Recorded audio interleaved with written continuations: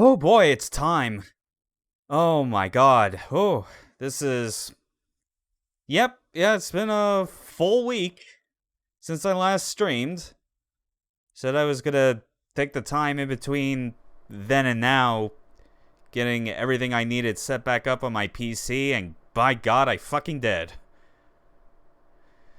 Just, yep, OBS, capture hardware, everything, it's all hooked up, running off this sweet, powerful desktop rather than that shitty old laptop. I mean, I'm still going to hold on to it for other things, but not for anything as intensive as running a live stream. And I figured streaming from this desktop, I have to do something special for it. Something that, like, I've wanted to stream for so many months now, but I've been unable to because my laptop refuses to cooperate with it. And that was running the Sega Model 3 emulator, aka Super Model. Being able to run games from that, emulate them directly on my PC, and enjoy some of Sega's arcade finest. With this one right here, Spikeout Final Edition. A game that's been of huge obsession for me for the past year or so.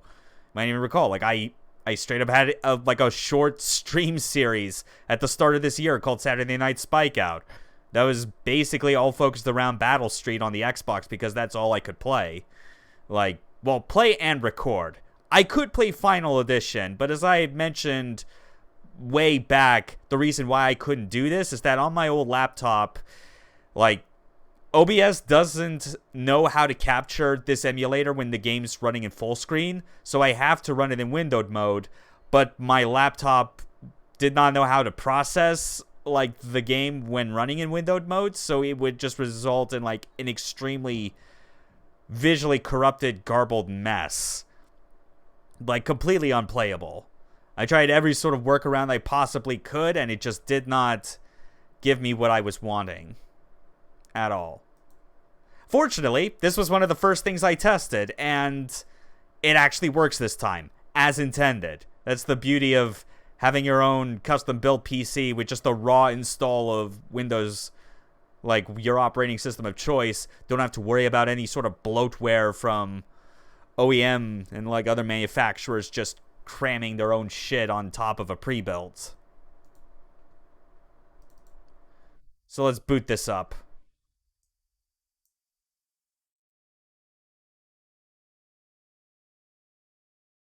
Look at that. Presented by Team Spikeout. Led by one, I should always reiterate, led by one creator of Yakuza, Like a Dragon. Good old Nagoshi. Back in his golden Sega arcade days.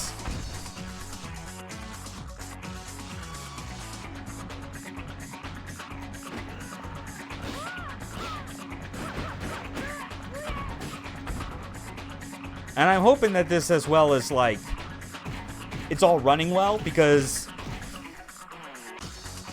obviously there's going to be, like, things I have to kind of contend with, considering that I am playing a game like this through emulation and not on original hardware, which is something I generally prided myself on. I'm actually... Okay, I just decided to quickly, like, boost down OBS audio just a tiny bit, because I'm trying to make, because I have no idea for sure, like, if these levels will sound right for people that are listening to this. But yeah, there's all kinds of technical difficulties you kind of have to contend with when emulating games that you have to make sure you iron out before doing something like this. And one of those I had to do, believe it or not, is get the refresh rate set to a very specific value so that everything would be as close to in sync as possible as it would have been on the original board. Because here's something that needs to be said. Like, think about, like, a lot of these old arcade games, especially Sega Model 3, and I think Model 2 as well by extension, something that not many people would, like, seem to realize. Like, it runs as smoothly as it does, but you think that, like, oh yeah, it's an arcade game. It's running on cutting-edge hardware for the time. Of course it runs at 68 frames per second. Wrong. It does not. The actual refresh rate for Sega Model 3 is 57.5 hertz. And for some reason, the way that, like, this game's configured, like, if I have my PC set to, like, its normal refresh rate, or just leave VSync turned off on the emulator, it runs at a cap of 62.5. That's a full frame 5 difference, but as you need to remember, this is not like how games work nowadays whenever you have more frames than they did years ago. It doesn't just add more frames on top of the game, it literally adds more to, like, the game speed, because logic and timings are all tied to frame rates.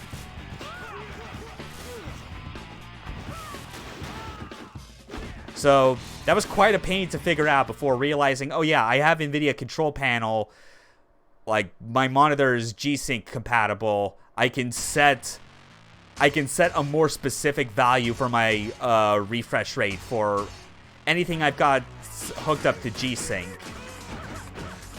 And as it turns out, I could get this emulator set up that way. I couldn't get it to 57.5 exactly.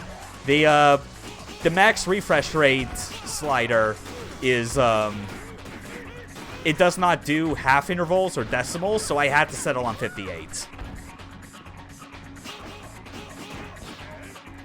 You're goddamn right we are, Kuma. We absolutely fucking are. We're playing a game of champions this Saturday. Alright, and I think we've gone through, like, pretty much all of the... Yep. It's pretty much... I think we've gone through pretty much everything we need to for the attract mode. This is definitely just one of those things where it's like... I enjoyed my time with Battle Street, but the reason I don't put that as, like, my favorite of the Spikeout games, as great as Minhua is, and Mikhail, but, like, the problem is just, like, it lacks these extra arcade touches. Like, I love me a good old-fashioned attract mode. Something that you can just leave running for minutes and is designed to be loud and flashy and get your attention just like it was supposed to back when it was in a cabinet for people to play in an arcade center. That said, we have to get it on. I will be doing one thing first that is a bit different from what I have played on like other versions of Spikeout. You're gonna make sure. Oh yeah, that's right. I have to reselect the. There. Okay, all 4 buttons held.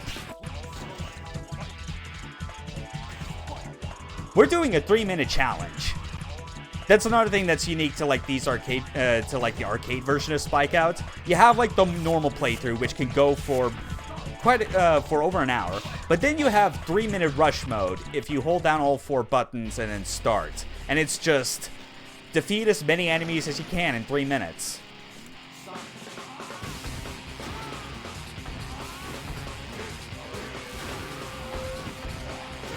Yep, this feels so good because of how, like, the faster frame rate I was talking about. Like, I could feel, like, the timings and muscle memory that I had from playing the Xbox version, it was actually getting kind of fucked up.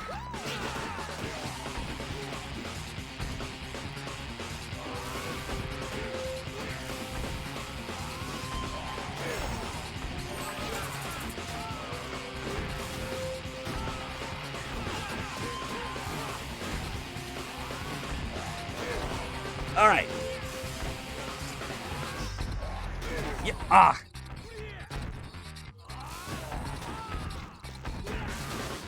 Oh yeah. Yeah, we are back in it, man. God, I fucking love this game.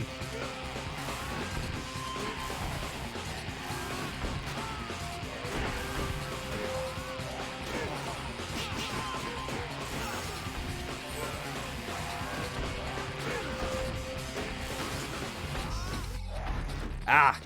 Unfortunately, it didn't bounce him back up enough for the...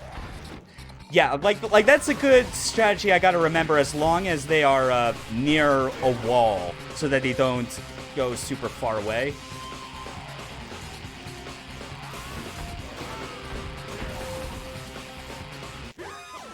Okay. Oh, fuck. Okay. Oh, God.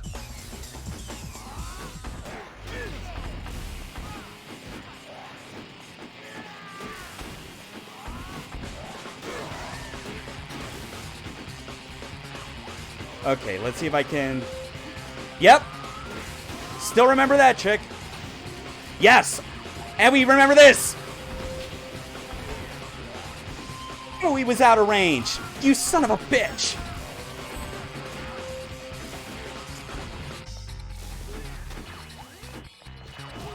Oh, fuck. I am getting my, Oh, fuck. I might not... Nora and Douglas remain, like, just... like, one of the hardest early challenges you have to overcome.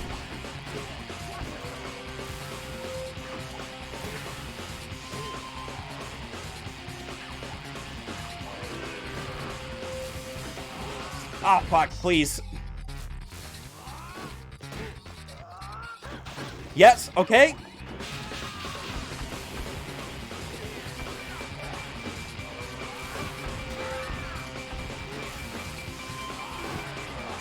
Oh, please. Okay, I at least... yeah. God. Not my best, but I still got through that. 27.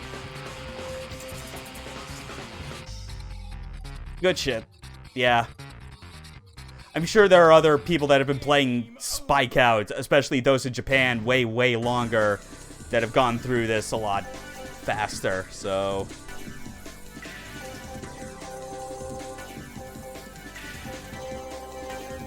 Good old insert your initials screen, so you know it's a Sega arcade title. Okay. Alright, let's do the actual game.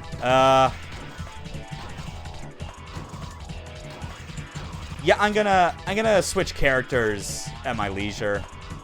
At least, I don't know. Well, it's the sort of thing where if I want to switch characters, I'm gonna have to go back to like the main menu. I don't make any plans of trying to get to like the end of a playthrough. Oh yeah. It's just a weird shirt. I mean like it's like all like their oh god damn it.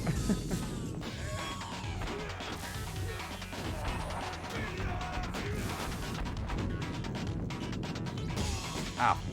Could not see that.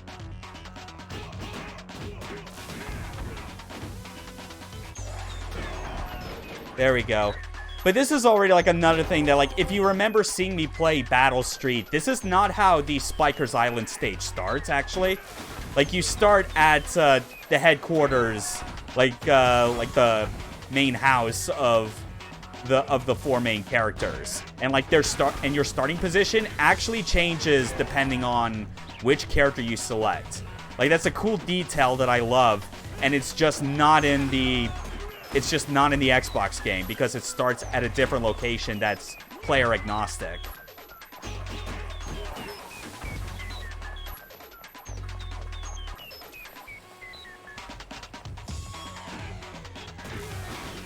I'm still kind of missing my hits like a bit more than I would like, but it's whatever.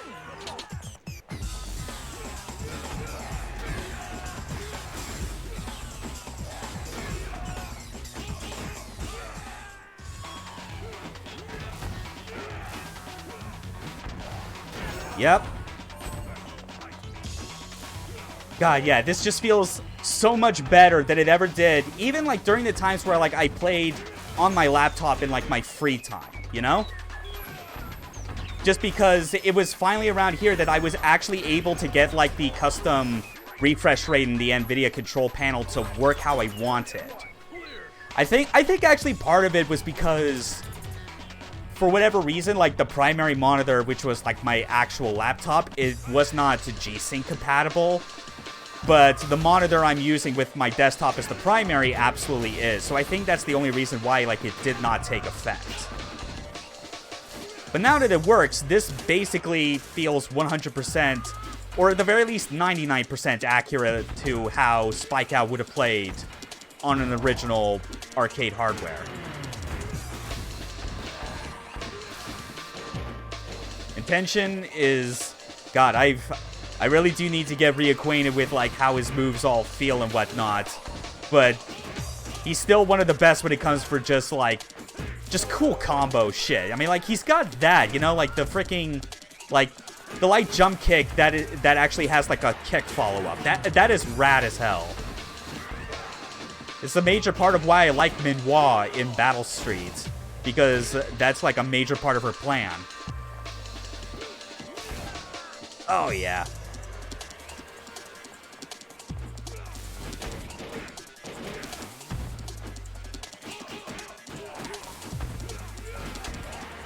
Oh, come on.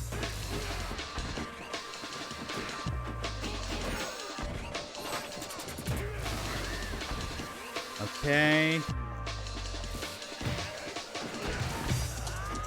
Hold on. Oh. Yeah. That said, you're not going to be able to get most of the, like, the combos that would be really cool to do unless you have them set up that the opponent is right against the wall or corner.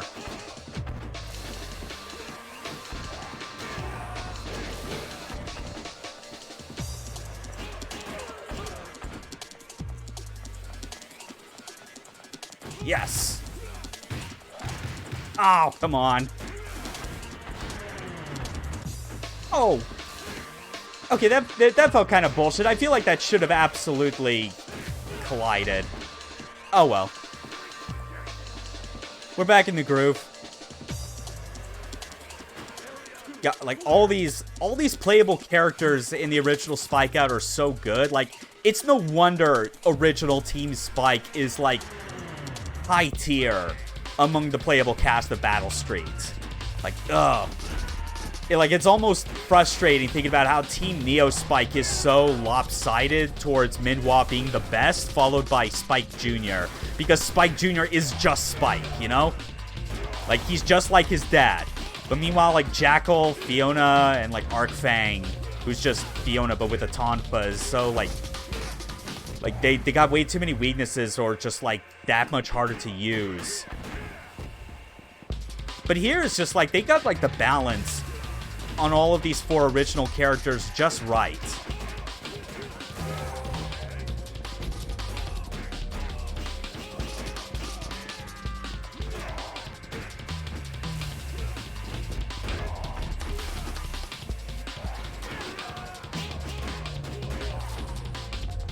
There we go.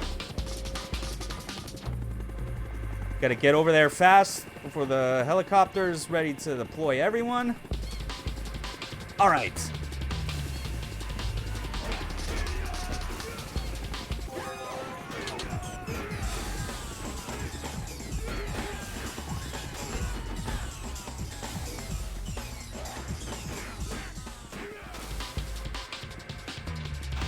Ah, come on. That's one thing that is going to be, like, sorely missed now that I'm playing as Tension instead of Spike. His special grab is still, like, god tier. Like, because it has the best setup for immediately following up with, like, a level 4 charge.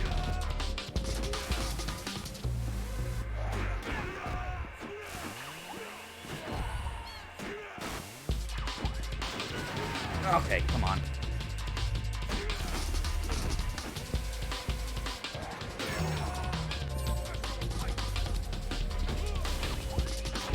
Oh, please. Oh my god, me tumbling around like an asshole actually... Oh, that was perfect.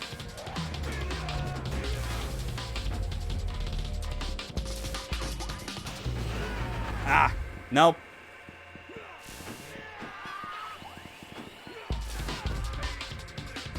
Nope, I win.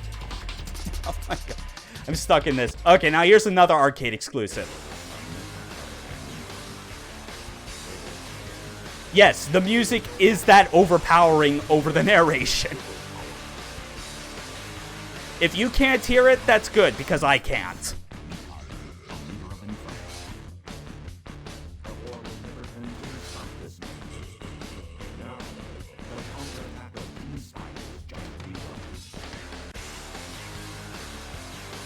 Oh, yeah. What a good-ass fucking arcade game. What a ballsy move by Nagoshi to be like, yes, I want to make an arcade beat-em-up that really good players will be able to keep going for almost 2 hours. To the complete dismay of literally any arcade operator who has ever existed.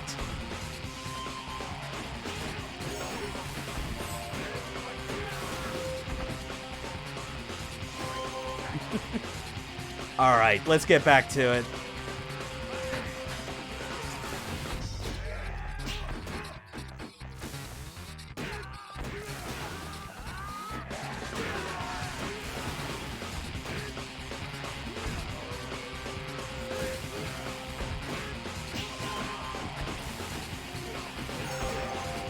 Ah, come on.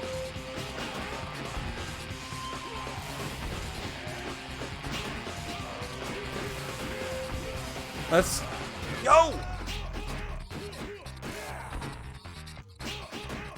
Oh, gee, yeah, just like the music, the color palette, the crispness of the action, how fluid everything looks, how it feels.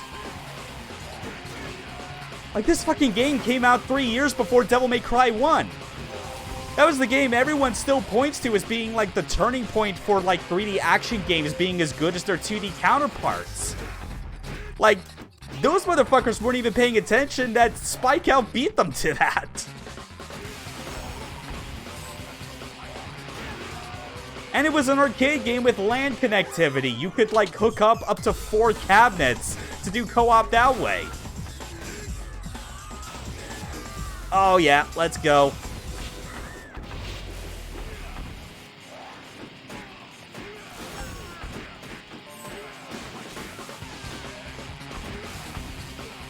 Yeah, Douglas is being like a chump now. I actually would not be surprised thinking about it if 3 Rush mode works on like its own difficulty scale. That would make more sense. Because I barely scrape by against them in that mode, yet I am just wasting them like I did with Battle Street. But that's also because I have this set to the lowest difficulty. I have no shame. Spikeout is awesome, but it's a really hard fucking game when you get serious about it.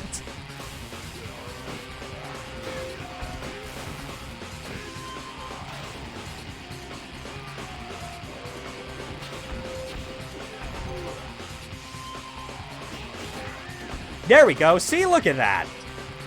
Wow. I was worried that, like, I was going to have a lot more problems trying to get readjusted to this game, considering it's been so long since I played any version of Spikeout, but I'm, like, getting back into the groove pretty easily. And I don't even have my main girl with me for this. Minhua wasn't even conceived yet when this game was made.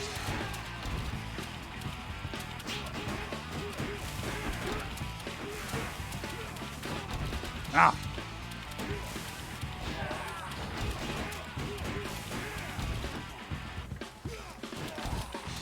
There we go. Back to it.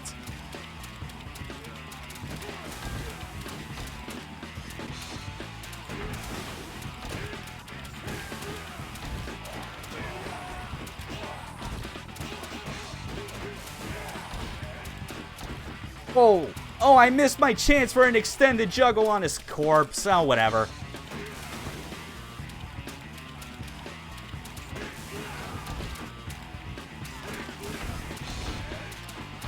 Ow! God damn it. Yeah.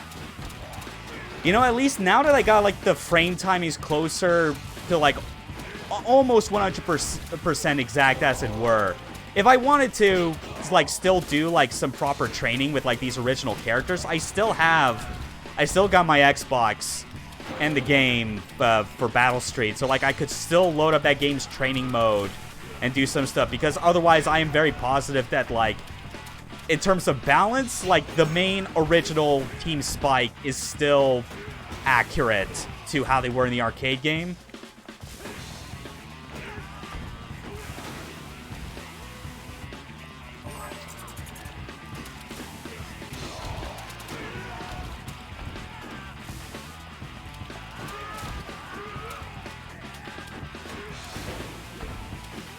And so one thing I realized that I am still kind of lacking and need to get used to is, at least need to get used to again, is knowing when and when not to use the shift button to lock on. Because I do feel like I am being a bit too lax and, like, conservative in, like, not wanting to use it. Even though I really should for ensuring that, like, I get these combos to land.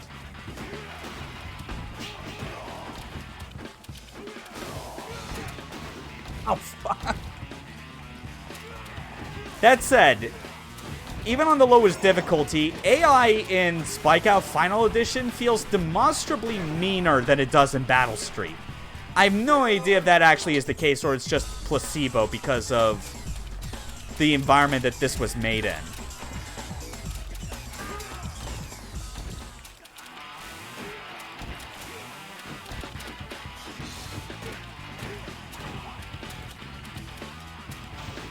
Okay.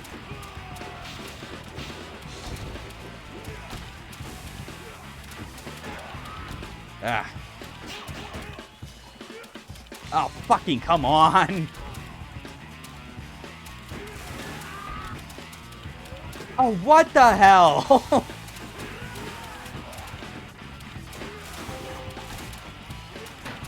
Dude, I'm trying to hit the special to, like, break out of that.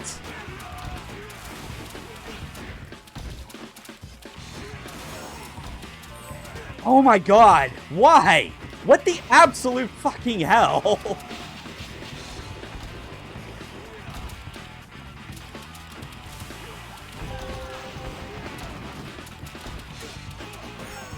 Good, that's actually what I was looking for.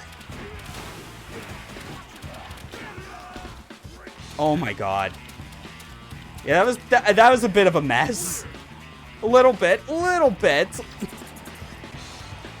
Fortunately, lowest difficulty ensures the most health refill once you, like, clear an area. But god, yeah, Victor, it's been a long time. I'm extra worried about, like, how, like, the next boss is gonna go because I remember him being a pain no matter who you're playing as, trying to go up against him.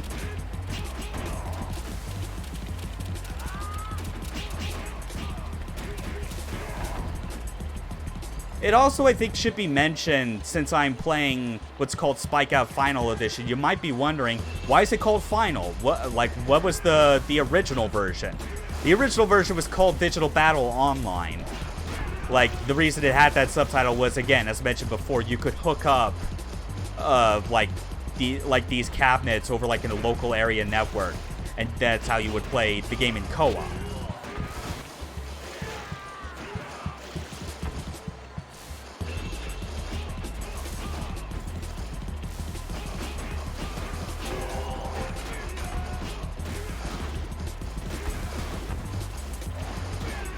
And when Digital Battle Online came out, there were actually only 3 stages at the time.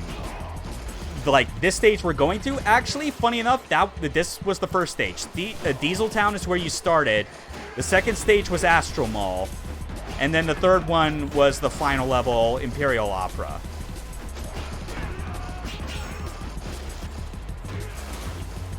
And so when they made Final Edition, they basically added 2 extra stages to kind of increase the length of the game further. Which, you know, the first one is Spiker's Island, as you saw. And then the other is the shipyard.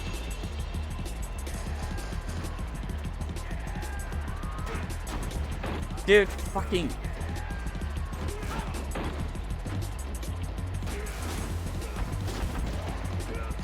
Oh my god, he's... Yeah, again, like, I still no idea for sure if it is, like, me just having a placebo effect or if the enemies are just that much more brutal in, like, the arcade games rather than the Xbox ports. Because I would not be surprised if that was the case for Battle Street because of it being made for consoles and, like, trying to not be too punishing for the sake of, like, players getting... Okay. Can I please just get some help, for God's sake?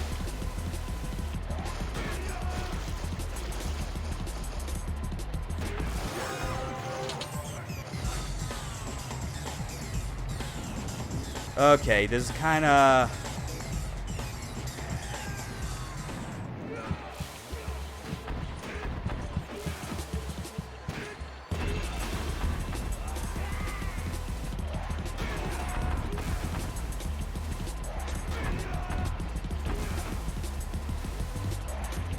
I'm playing an extra save, but at the same time, if I somehow die during this, I'm gonna use that as an excuse to oh, fuck. Son of a bitch.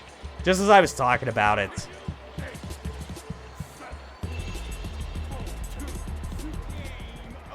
Like, I at least want to switch to, like, the other characters. I already used the Spike for, like, for the 3-minute rush. You know, I'll actually do, like, another 3-minute rush. How about that? But I'll do it with White. And then, once that's done, I'll go back through the main game again, but as Linda, and take a different route through Diesel Town.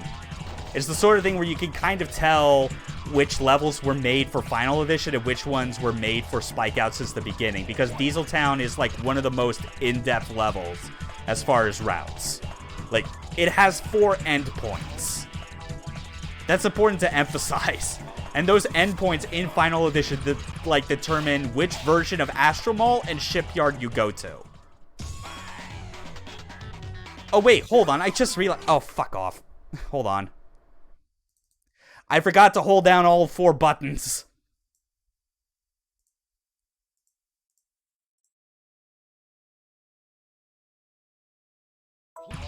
There we go. Alright, let's give White a shot. Get reacquainted with this dude. I remember him in Battle Street being way better than I was initially thinking that I would give him credit for. And Linda was especially unique.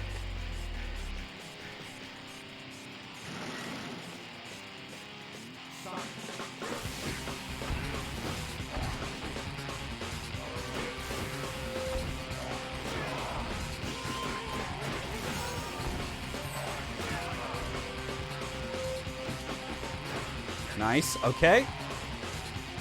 Let's see if we can still beat, like, Nora and Douglas by the end of this.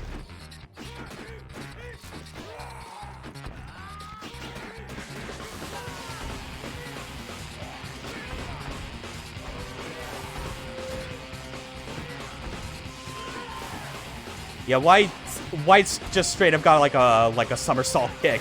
It's pretty dope.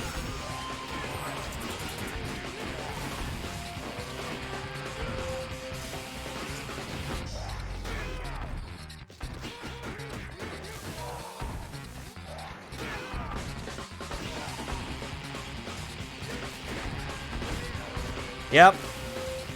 And it makes for, and because like the hitbox starts low, perfect for like getting that extra hit as like an OTG, you know?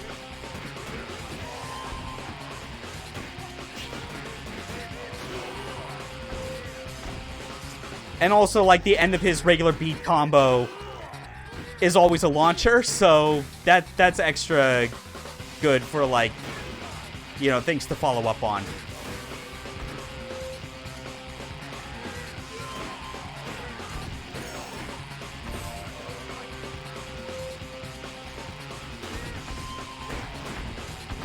Yep. Combo's still most effective once you get enemies in a corner. Oh, fuck.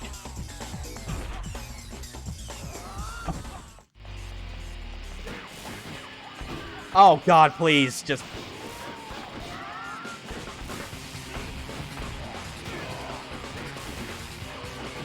I'm trying to... Fucking... You bastards!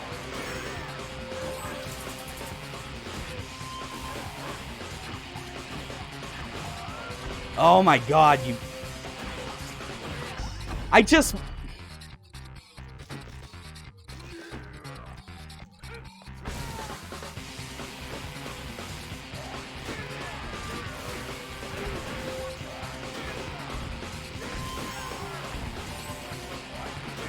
Okay. Oh, fuck. I really need to stop missing!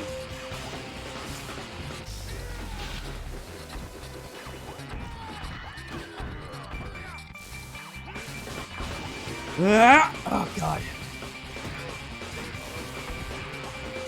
Ow! And...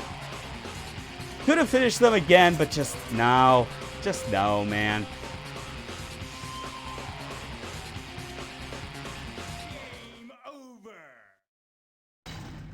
I genuinely wonder if it is like... I almost feel like 3-minute rush mode... I don't know, just having it be limited to, like, that starting area leading, with Nora and Douglas as the fight. I feel like there should have at least been, like, some randomization to where you start or the option to, just, like, give yourself the option of, like, which level to kind of start and do, like, a 3-minute, like, score attack. But whatever. Let's check out the final member of Team Spike. We'll see how far we go with this. I might do, like, a continue with her if I get KO'd. But I'm not looking... I think at this point, I'm being very satisfied with this, playing this game again and how intense it is that, like, I'm not gonna... I got no reason to, like, push myself and do a,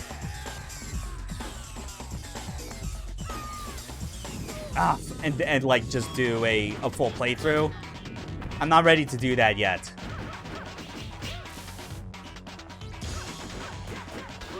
Yeah, and she still got, like, the most unique feature about her. Her beat combo has 2 variants. And no, I am not referring to using charge attacks. Like that's the default. But then that's if you're holding forward by the time you do the 3rd hit.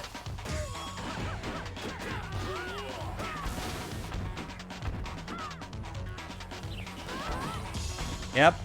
Her little, like, short jumping axe kick is dope.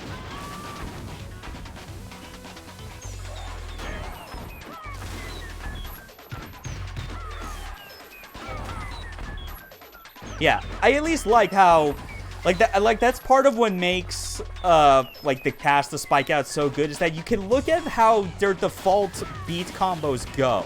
And that there is some, maybe borrowing the exception of Spike because he's supposed to be the template, but all other 3 at least have a unique feature about their normal combo that sets them apart, you know? It's like when you pull it off with tension, what happens is that, like, the opponent... Must be a pain to run around with. What the hell are you talking about? Come on. Yeah, it's like tension, like the final hit of his combo, it has the benefit of, like, leaving an enemy standing and stunned. And White, as you saw, what I was able to do with that was get a launcher out of it. But her, the unique feature, as I've gushed about so much, is that, like, she can diverge, like, the combo path at the halfway point. Oh, come on, please. That said, oh, fuck you. Linda's still tricky as hell.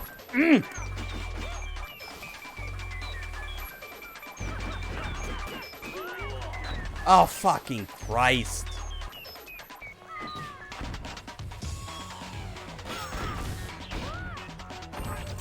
Ugh.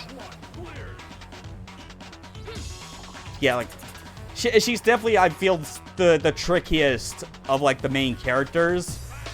Like, no doubt in part to the fact that, like, her combos are kick-based. And because of, like, all the directions her kicks go in, it leads to, like, weird situations with her hitboxes that are very unique to her. It's hard to get any of, like, the other character combos to reproduce quite the same way as they do with Linda. Yeah, but, like, that last boss fight went way rougher than I was expecting it to. I think it's still, like, a sign that if I am gonna play as a character to stick with all the way to the end of a playthrough of this game, it's either gonna be Spike or Tension.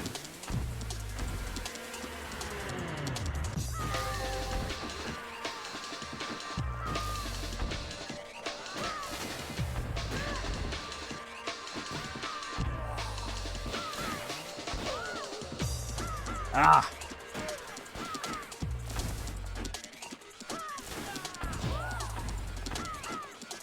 Okay. We're back in it.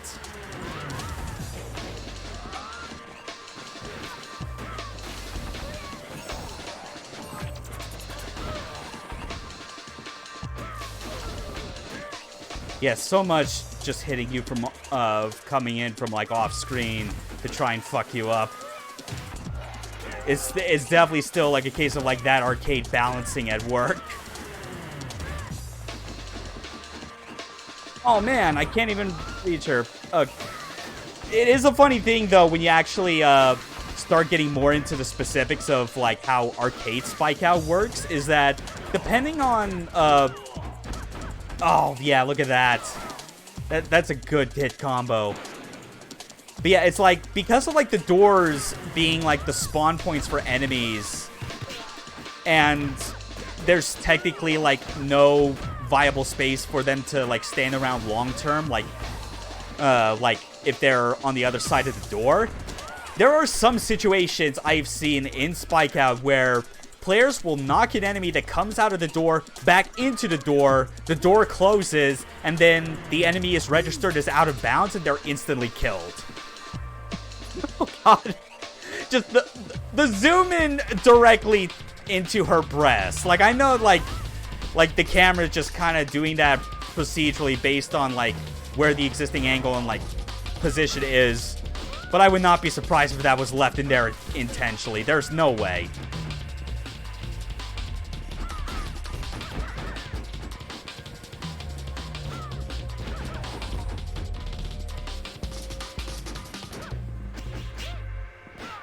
Yeah, and it's real interesting too when you just look at how her 3-hit level 1 charge combo goes, and that it's basically the equivalent of like a 3-hit beat combo that any of the other characters would have.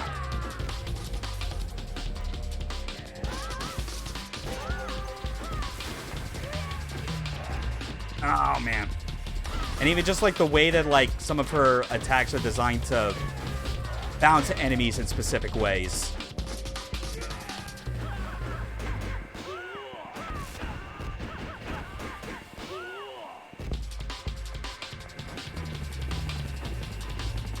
Okay, let's do this.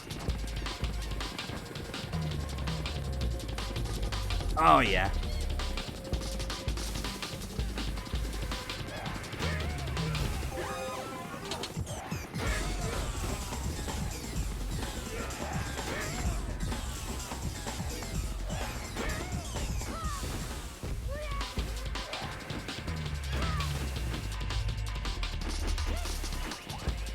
Ah, crap, come on.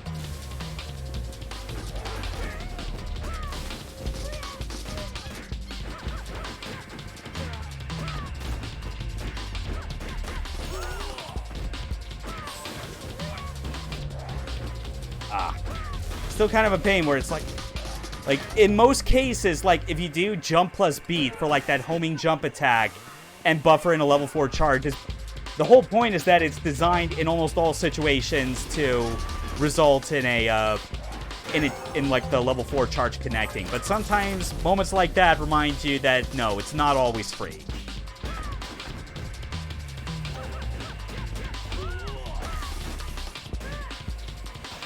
Oh yeah, here it is. Oh yeah, and that's like a very weird ending point for come on. Get out. I just wanted to grab the bastard. Come on. There we go. That's a hell of a finish. Ah. Yes. And you can easily just skip like these story sections, no problem. It's fine.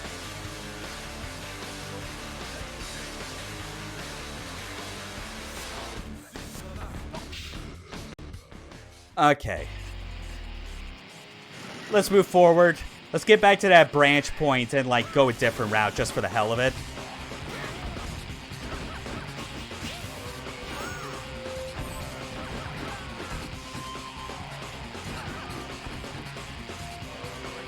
Nice.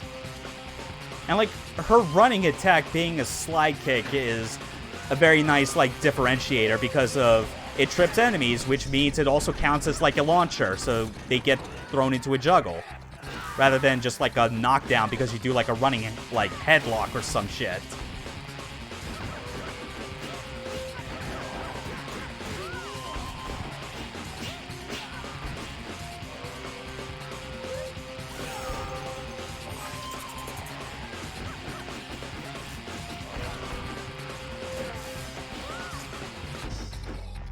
Yeah, that said, it's like the main thing to always remember when playing as Linda is that if you do want like a preferable alternate combo than the regular like 6-hit beat one, the whole point is that you should not be immediately defaulting to hitting the charge button 3 times for like the final 3 hits. You should be holding the stick in a direction and then continuing to press beat, and you get like those double axe handles.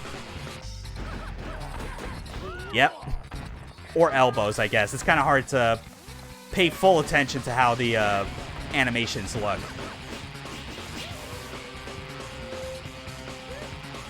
Come on.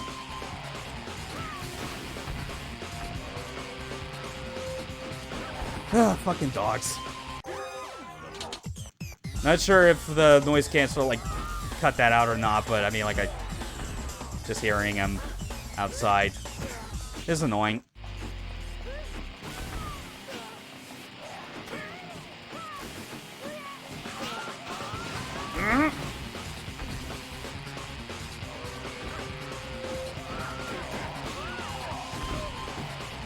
Oh my god, the freaking double combo. Oh my god, no!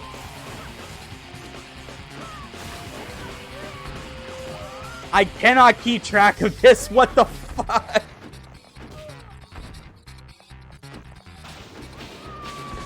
Ugh. You motherfuckers! Oh my god, no! I am not going to lose! Yes!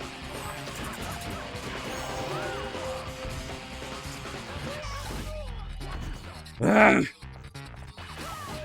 Fucking bastard!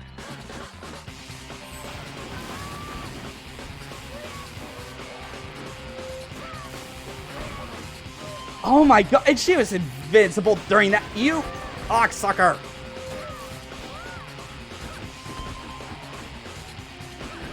Yeah, it's fucking Christ. Oh wait, I could have selected fighters if I wanted to the whole way. Oh, I forgot that that was a thing.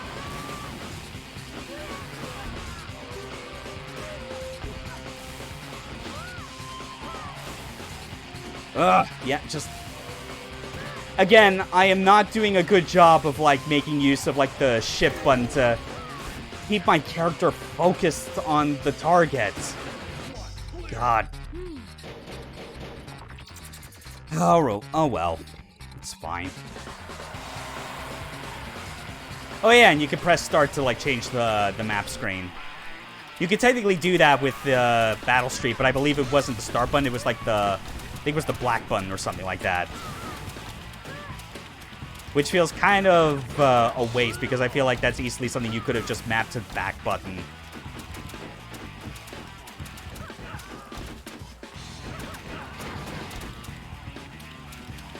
But I think it's like, yeah, as far as like the rest of like this session, I at least want to get to the end of Diesel Town to show like the other remaining thing that's like unique to the arcade version, that like regardless of how many times I play Battle Street, like it just does not have it whatsoever. God damn it, just stop fucking hitting me, you cocksuckers.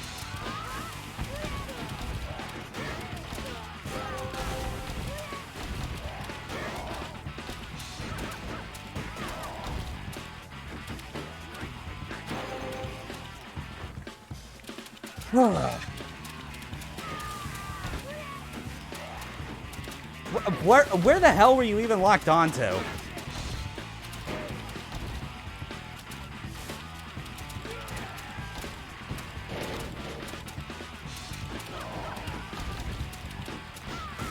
Yeah. At the end of the day, though, it's like, it's still the most conflicting thing whenever I think about which version of Spikeout I like the most.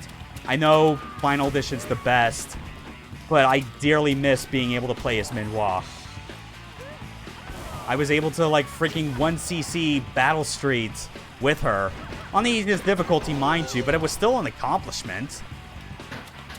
Like, even on easy in that game, it is still very possible to, like, just get either KO'd or run out of time because your prioritization of enemies fails you and you don't get any of the time bonuses along the way.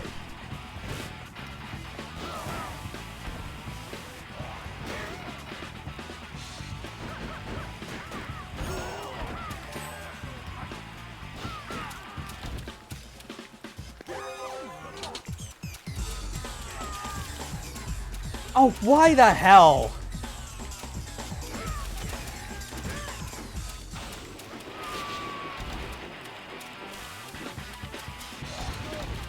God damn it.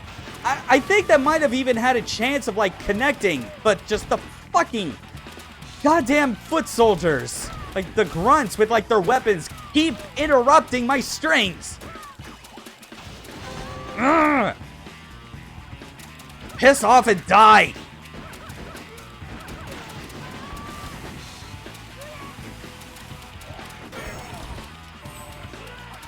Ah. Like, they're always prepared. I mean, that's how you know that it's like an arcade game, and that they still needed to get money out of you no matter what. Ugh.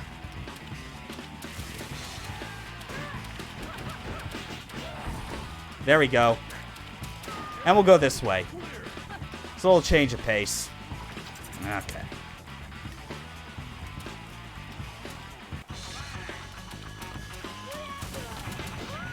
Oh god, and even the music is so much better than it is in Battle Street. Like, it's... Like, that Xbox game, it plays so well, but as far as just, like, visual and audio vibes, like, this is so much more Sega than that game is. It does not compare.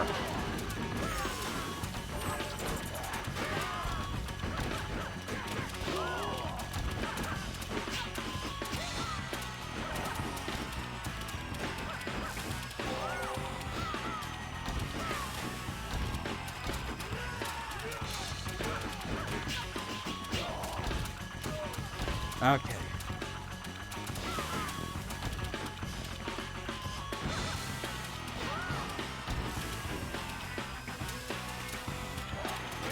There we go.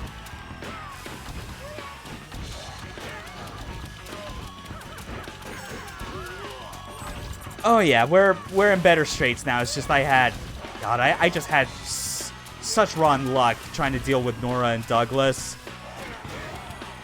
Like, they are the biggest early roadblock in any Spikeout playthrough, bar none.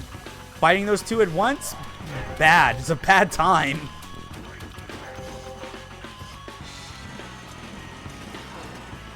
Okay. That said, I don't think we can, like, come across King on this route, because we're not approaching this area from, like, the correct angle. I don't know. It's been a while, so we'll have to see.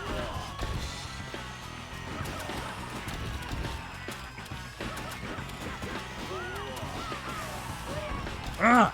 You fucking K plus G bastard! Yes, I am just throwing fucking, like, Virtua Fighter terminology because it's applicable, damn it. The way they fight would not be out of place in a VF game.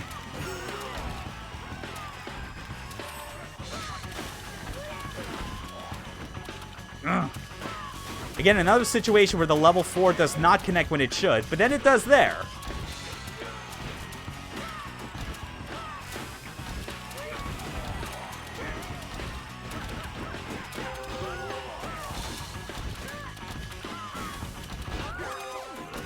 Okay. Yeah.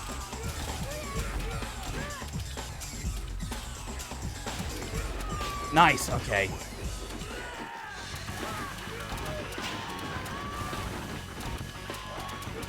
Oh my god, these assholes. 2-on-1s never fail to be the worst!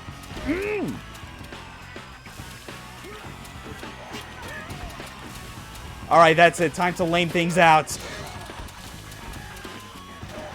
Fuck you.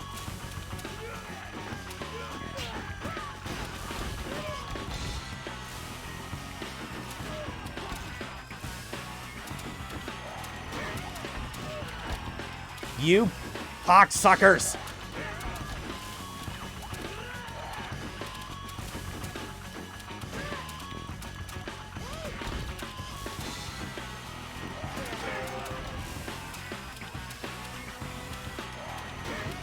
Okay, just one more.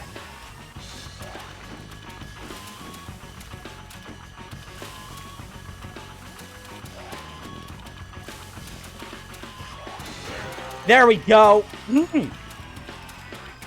We're alive. Whew. Okay, give me that life refill. That's good. That's good.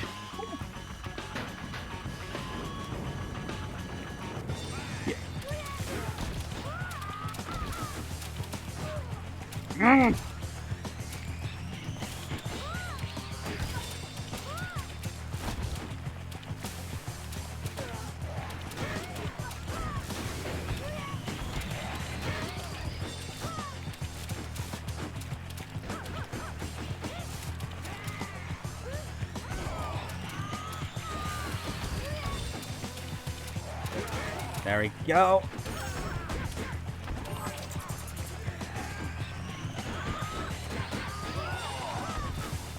Yeah, like this, that alternate combo, like the launch properties it has is extra nice when you get things to line up.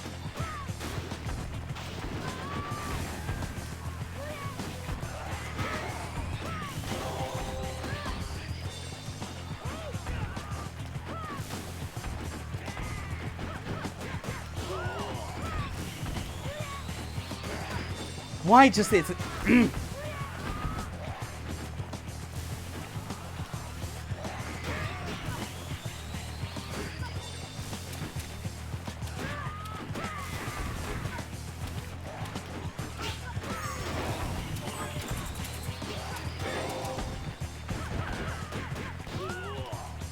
okay. Trying to focus, obviously.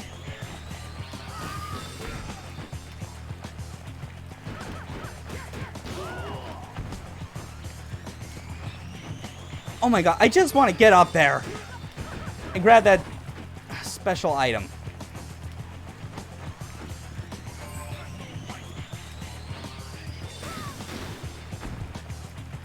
There we go. We got it at least. Now for the remaining goons. Let's go.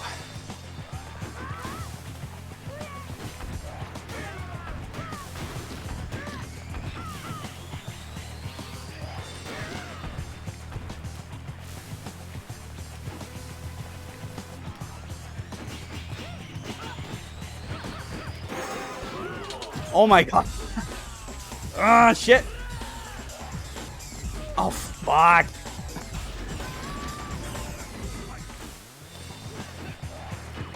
Oh, bullshit. Again, with like the...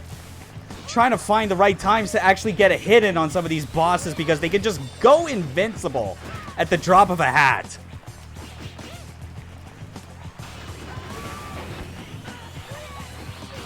Oh, fuck off. Oh god, yeah, this dude's even worse than I remember. Fucking Curtis!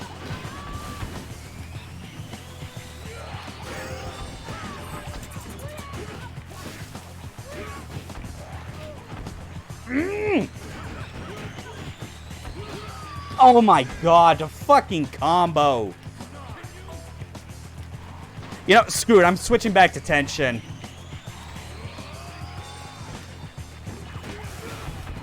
The fact that, like, the boxes, like, they break out from behind them, and that's how they introduce the boss. Like, what a cool detail.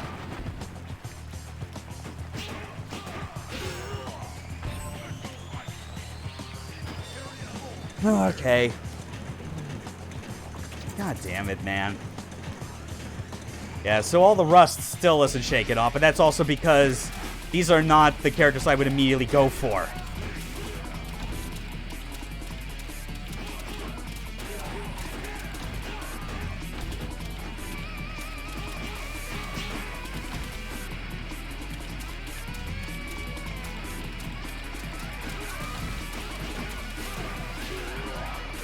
Yep, that's like the best application for doing like a beat combo is tension. The level 4 charge right after.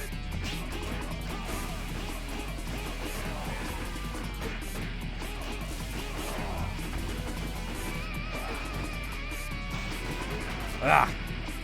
I'm still terrible about like prioritizing my targets. Again, this is the default difficulty for like the game. I am more and more sure now, thinking about it, that just Battle Street on its lowest difficulty is easier than this. And there are people who have been playing this game, especially those in Japan, that have been playing this game for a long time, ever since it came out, that are now good enough that they can handle this game in 1cc it on the hardest difficulty. Which still seems kind of unfathomable. But I respect it, because just the act of playing this game remains so goddamn fun. Arcade balancing it all.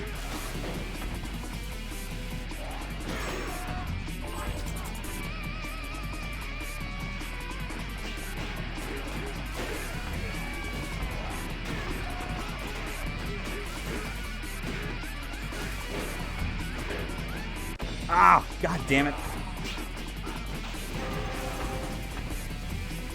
Yeah, just the way they gang up on you, like, that's the worst.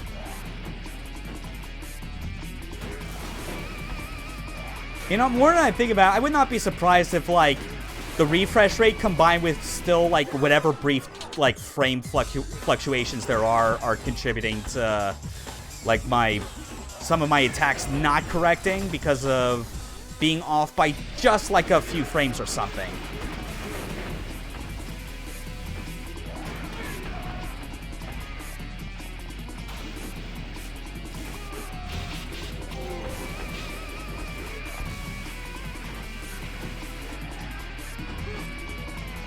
Ah, fucking shit on a stick.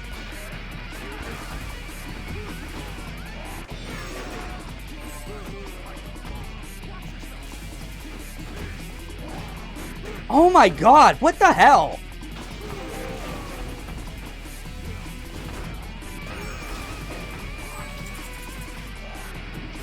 And of course he sidesteps it. Circle strafing. Cocksucker.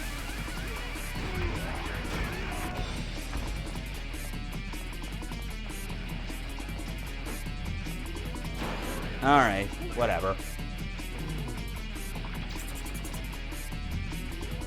I just want to get to the end of the stage, because in, like, traditional arcade beat-em-up faction, there actually are bonus stages, and I do want to show up at least the one you get to after you complete Diesel Town.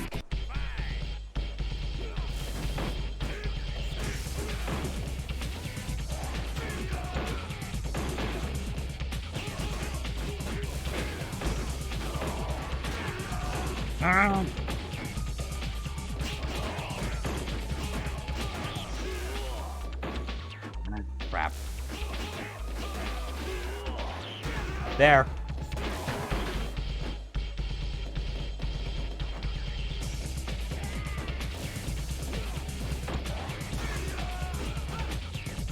Jesus, man.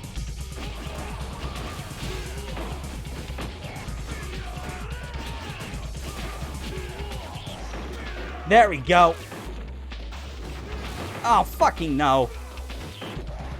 I at least wanted to save that one.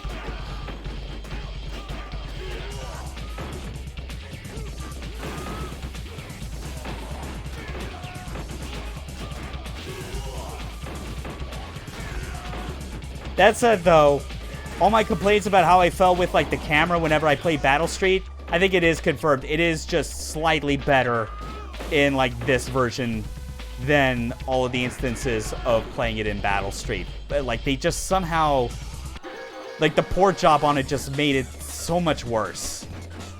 I have no idea how they managed it, but they did otherwise.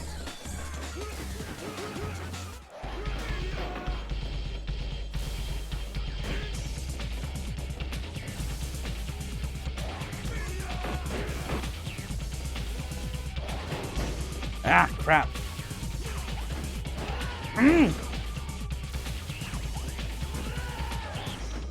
Oh my god. Just the full 360 circle strafe. Could you not be any more obnoxious about it? Ah!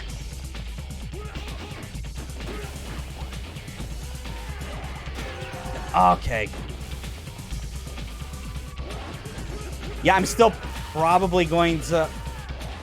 Yeah, fuck it. I don't care. God damn, man. Feels so bad after this long. Just being reminded, oh yeah, I still have a ways to go with this game. I'm still, compared to the people that have, well, I mean, like, it makes sense. They've been on it longer than I have. They're obviously pros. I'm not. I'm nowhere near, like decent enough with this game yet. I was able to 1cc Battle Street on easy, but that's only because I found the character that fit me the best. And she's not in this game.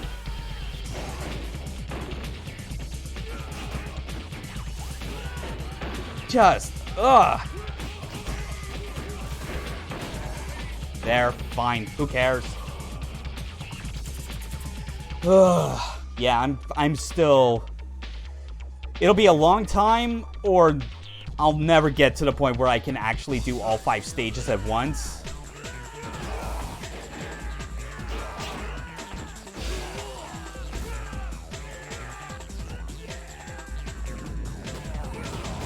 Wow, yeah, this is like, because of how beastly my PC is, of course, like, this area with so many enemies on screen at once is actually able to run at full speed. Like, I remember videos of people playing this on emulator years and years back, and just like this stage in particular would chug so bad. It was laggy as shit. But that's the best strategy to deal with that if you care about points. Get the flamethrower, go into the corner, face towards all the enemies, just press the attack button. And then we'll see how far I get on Shipyard before dying again, at which point I will simply call it for this session. I still cannot guarantee that, like, I'm going to eventually go back to playing Spikeout on a regular basis, because I love the game, but it's something where I find I thrive a lot more the deeper I get in if I'm doing it on my own time and not holding myself to a schedule. It makes it just more fun that way, is the idea. But I do have other games to definitely play, either on this PC or on, like, other systems that I own, you know? Like I do want to, because I've joked about it, and I have, like, gotten a better understanding of it than I did in the past, I do want to do a stream of Piano 3. Just because I can. I played RE4 again not too long ago. Might as well go visit another game from the Capcom 5. I also got Super Mario 64 on PC with ray tracing and render 96 because I think that would be a fun and novel enough, like, thing to mess around with, especially after playing through the game again on OG hardware. But besides that, I mean, like, another thing I've been thinking of, I'm gonna need to, like, hook up my PS3 and, like, make sure that it's not causing, like, weird frame drops when running it through my upscaler and capture card, but I want to hook up my PS3 and, like, do playthroughs of those Macross hybrid PS3 game pack-ins. The ones that came with, like, the Blu-rays for the Macross Frontier movies and Do You Remember Love? Because, yeah, like, I've actually been in a really big mecha anime mood again lately because of the Blu-ray for Macross Delta Absolute Live, or Zettai Live, coming out. Finally watching it and loving it, while also having it just emotionally wreck me in so many ways. It's amazing. It's like the second best Macross movie thus far. I still think Wings of Goodbye might be better than that, but it's close.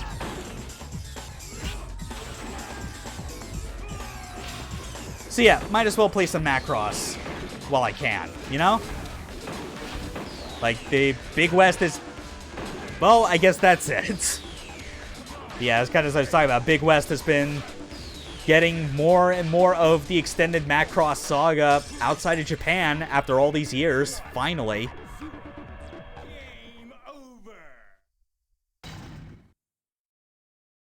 Yeah, that didn't even rank.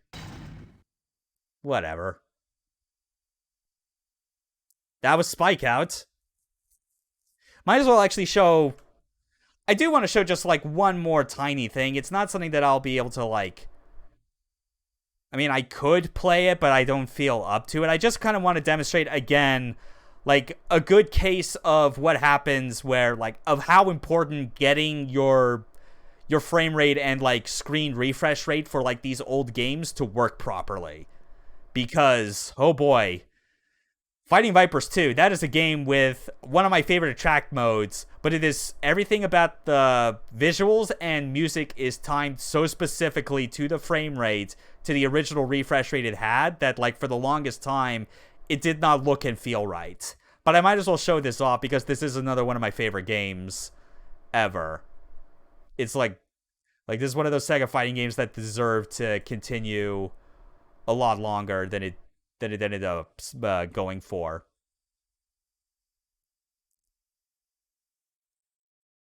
It might also be a bit louder, so I'll just kind of like shut up for most of this.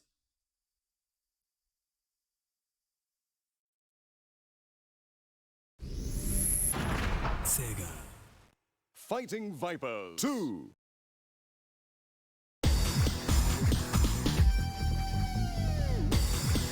Like, this is mostly sold for me entirely because of the music.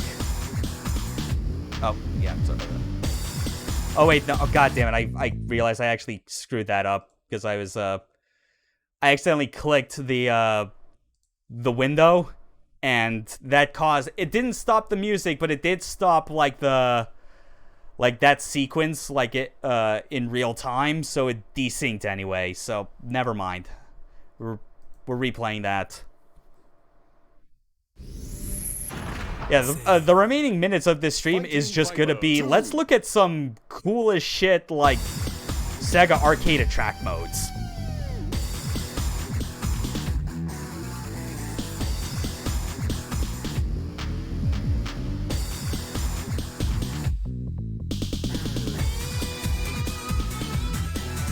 God, these games are so cool. It's a fucking shame just how expensive and rare so many of the Model 3 games are. And it extra sucks that Sega is never gonna do HD ports of any of these games. Fucking losers.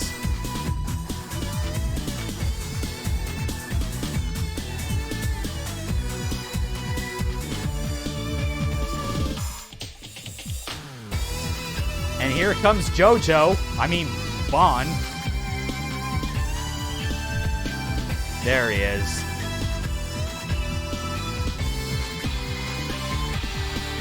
Like, everything about this is just designed to, like, be so aggressively loud and cool. Especially the final character showing up. My girl, honey.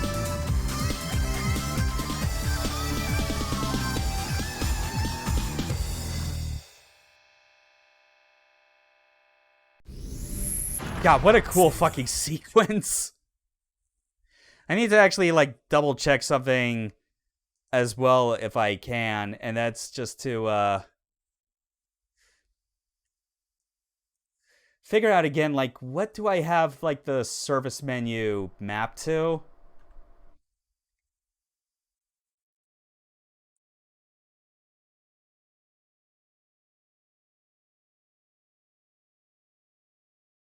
And then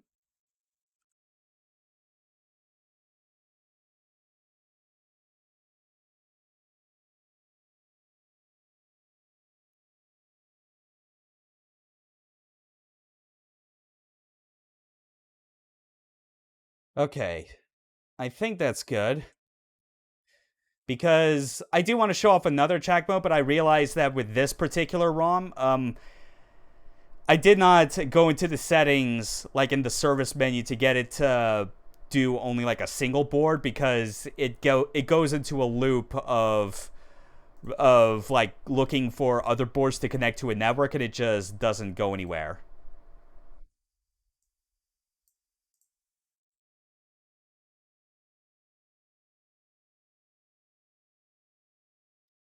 There, okay. So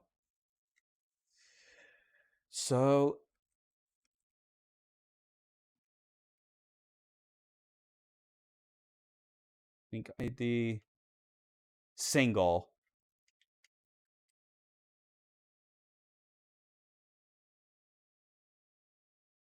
Oh yeah, this is...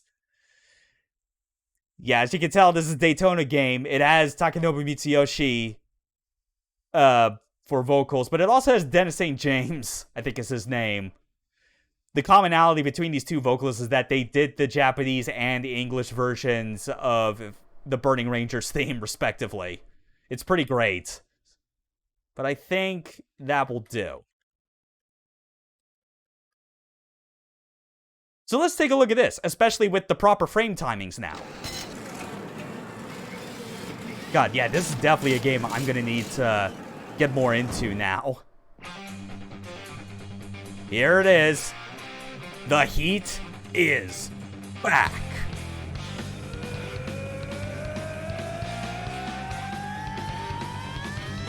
Oh, yeah. Leave others in the dust, don't let them get in your way. Fight the monster, show your power, massive, steal you wild thing. Fumes are burning hot, blood of the car storming around me. Engine's hot, but I stay cool. Tighten on your seatbelt. Engine plays a rocket beat. Show me what you can do. Engine's hot, but I stay cool. Kick the gas to the floor. Engine plays a rocket beat. Show me what you can do. Victory is yours.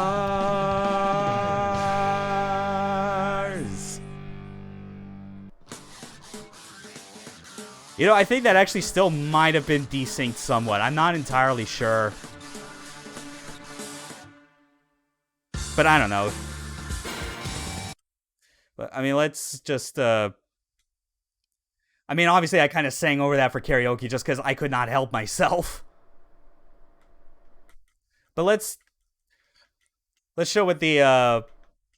what good old Mitsuyoshi, Mr. Daytona himself sounds like through this. And I'll actually shut up for once.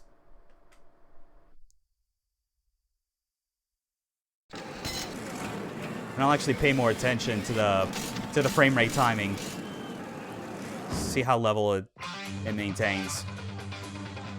Might be something where I need to just boost like the power PC frequency to compensate for some things.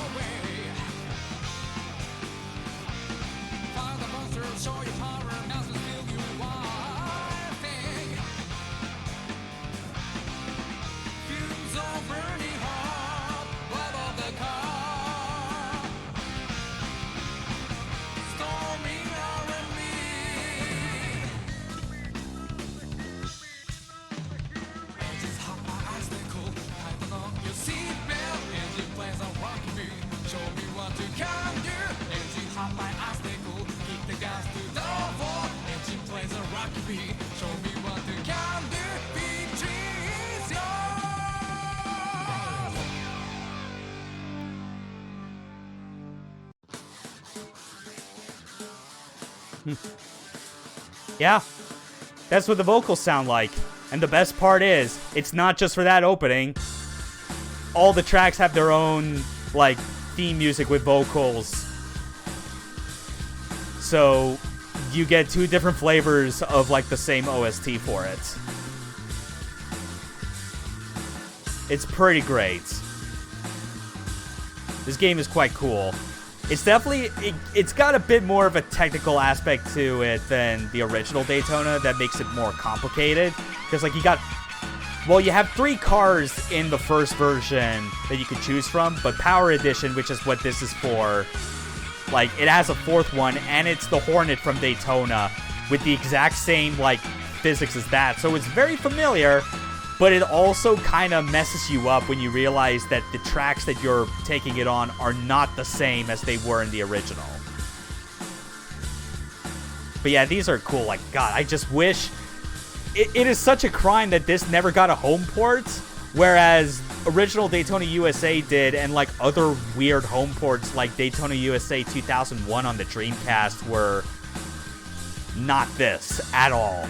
They were just like another weird take on the original game, and it's just, this gets buried and left behind in the history of Sega arcade games, and it's a crying shame. Alright.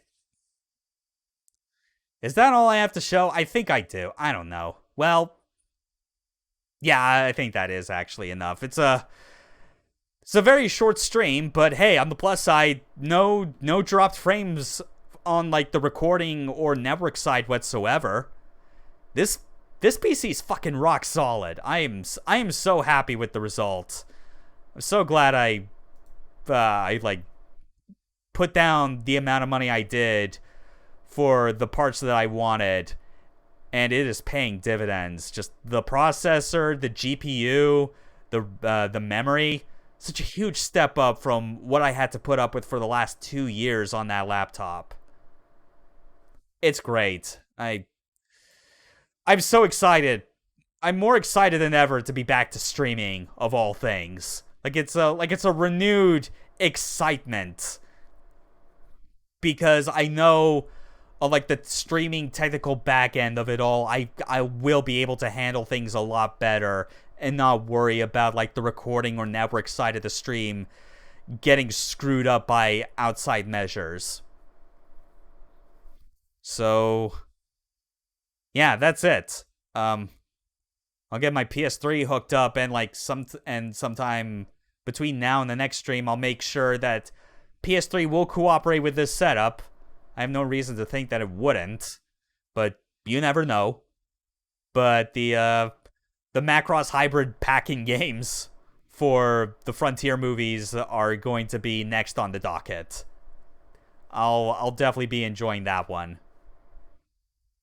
And hopefully anyone that comes by to watch it will, and they'll get like the incentive to watch some good old Macross, because anything to incentivize people to watch the purest and like highest quality genre of anime ever, I'm all for that. Thanks again to everyone that stopped by to watch me dig around with like some emulated Sega Model 3 games.